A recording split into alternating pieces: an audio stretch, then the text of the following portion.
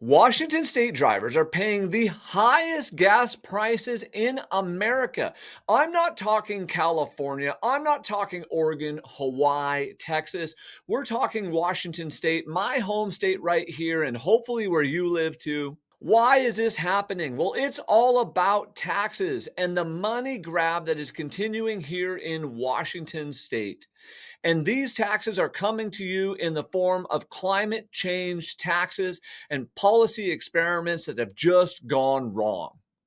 I'm Anton Stetner. I am a local small business owner, real estate guy, land developer, investor here in the Seattle Metro. I have lived here my whole life. I absolutely love this state, but I am also getting very sick of the tax and spend mentality of our politicians. And so I wanted to make some of these videos so you would understand exactly what's going on in our state right now. And by the end of this video, we're going to break down how the gas tax actually works here in Washington, where the money is going, and what you can expect next. And as always, we're probably going to miss something because we're condensing this into a tight piece of content. So drop it in the comments below. Let us know your thoughts and ideas, and hit that subscribe button so you can be up to date with things that are happening here in Washington state, the economy, and real estate. As usual with Washington state, the scariest part, and you already know this, is it's not gonna stop here. It's just gonna continue. I know you've been feeling this because everyone here in Washington state has been feeling this, but look at this. On September 12th, in the last week, you saw that gas prices here in Washington state hit $4.65 a gallon, while the average person in the United States was only paying $3.19. What gives? And a woman from Bellevue shared this on Twitter. She paid $5, and 19 cents a gallon. So realize there are neighborhoods where it's going to be more expensive and there are going to be some where it's going to be less. But literally $5.20 a gallon, get out of here. That's ridiculous. So how did Washington state become the highest gas prices in the nation? Let's really break this down. Washington state has climbed to 55.4 cents per gallon in 2025 with the new wonderful tax increases that were voted in by your state legislature, and then Bob Ferguson signed it into law. This is the third highest gas tax nationally. At the federal level, we pay an additional 74 cents a gallon in taxes. Plus, on top of that, you have the Climate Commitment Act, which is a cap and trade, which adds hidden costs. It's actually hard to nail that one down, so I had to go dig into the Climate Commitment Act and how the numbers work. Plus, we have a lack of a pipeline. We've got refinery bottlenecks. So all of a sudden, we're paying gas prices that feel worse than California, but we don't get the same amount of sunshine. Because of the Climate Commitment Act and its hidden costs, there's basically parts that break down inside of it. You've got the cap and trade compliance permits. Under the Climate Commitment Act, refineries and fuel suppliers in Washington state must buy allowances, essentially permits for tons of carbon that they emit.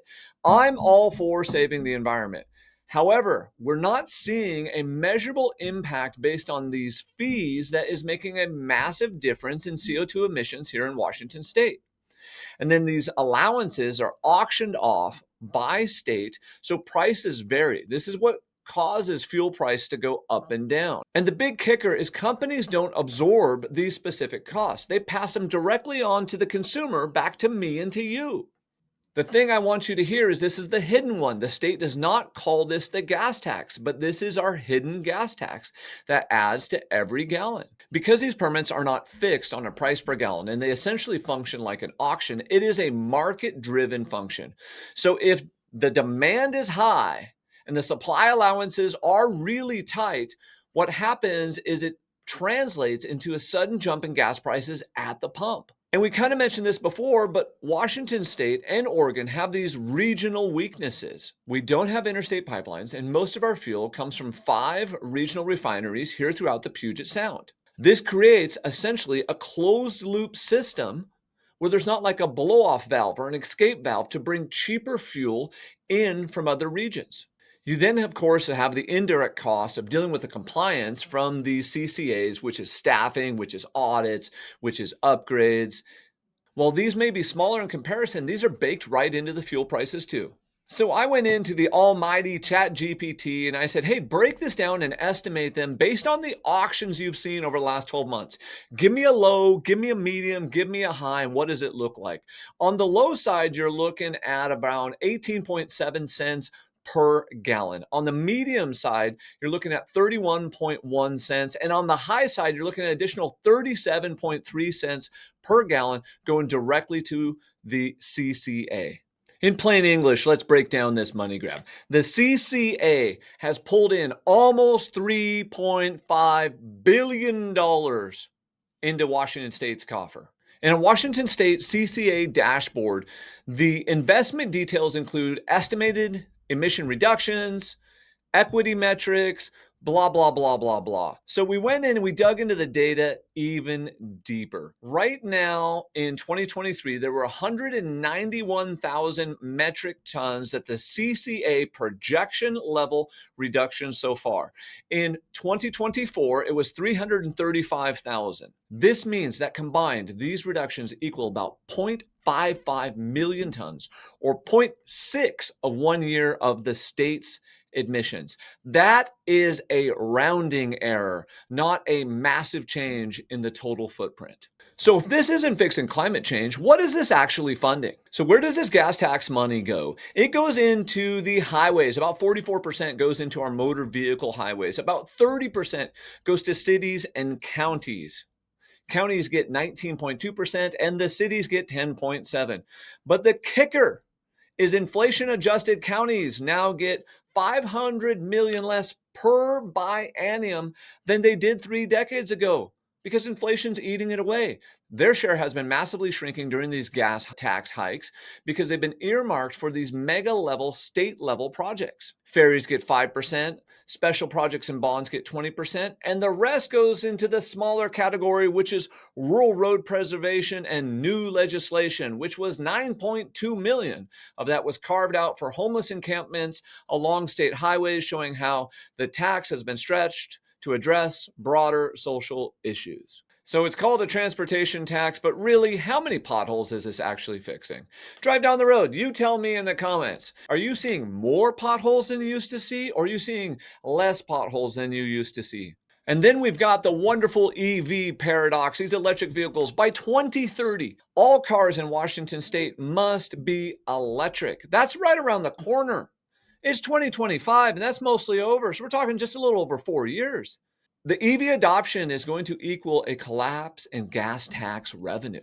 The state projects there's going to be a 45% shortfall by 2035 if nothing changes. So unfortunately, going green, and I like electric cars, is basically just going to make our system more broke. I'm not anti-electric cars. I think they're cool. But what this leads us into is it leads us into this idea of road usage charge. And this is probably the future and where Washington State keeps pushing to. Washington State has never met a tax they didn't like. So Washington is testing this idea of per mile fees or road usage charges. EV owners will pay more, gas guzzlers will pay a little bit less. It's framed as a fairer way to keep the cash flowing into Washington State so that they can sit there and keep spending. So imagine you now have a car and you essentially have a subscription service to the freaking state of Washington where you have to pay per mile for freaking ever. So what's the outlook for drivers for Washington State? Short term, expect higher gas prices through 2025 and beyond.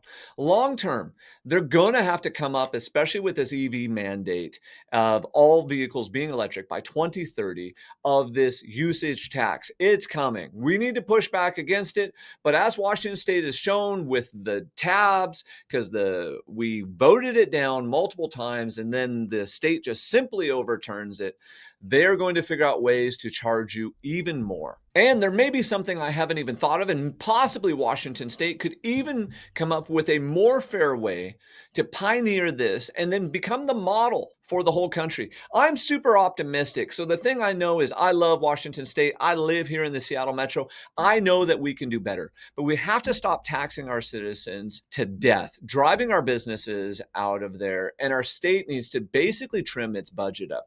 What does this mean for real estate? Because I am a real estate guy here in the Seattle metro. It means that over the long run, they're going to try to control suburban sprawl and force us tighter and tighter together.